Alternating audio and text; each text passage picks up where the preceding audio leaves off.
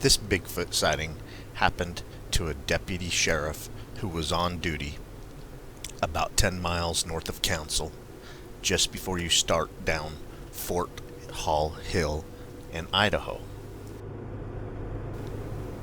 He was working as deputy sheriff in Adams County.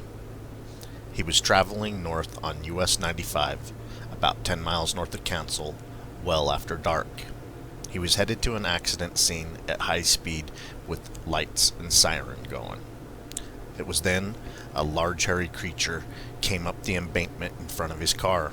It crossed the road and went up the embankment on the opposite side of the road.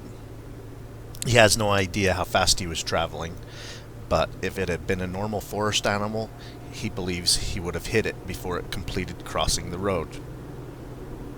He couldn't really tell what it was except that it was walking on two legs and had dark fur. The deputy sheriff states that on several occasions he had removed small boulders from the road in this area to keep cars from running into them. It usually happened after a rainstorm and probably has nothing to do with the creature.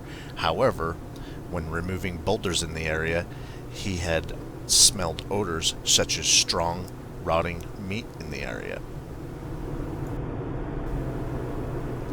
He said that several people were saying that their livestock were acting strange in the area, and then a fellow officer had cast a large human-like footprint while he was out hunting in this general area.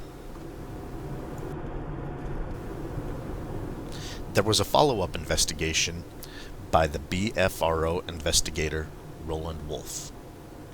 This now ex-deputy sheriff had a good recollection of what happened in October of 1990. He estimates that the creature was 8.5, possibly 9 feet tall, and was a hairy biped. As this large animal came up from the lower side of the road, the deputy got a partial front view and said that the creature was 2 to 3 times his own body width and had front-facing eyes, which reflected light from his vehicle headlights. In just a few seconds, the animal had crossed the road, went up a steep embankment, and went into the brush, and was no longer visible. The deputy checked the rear view mirror as he went by. He could not determine the general gender of the animal.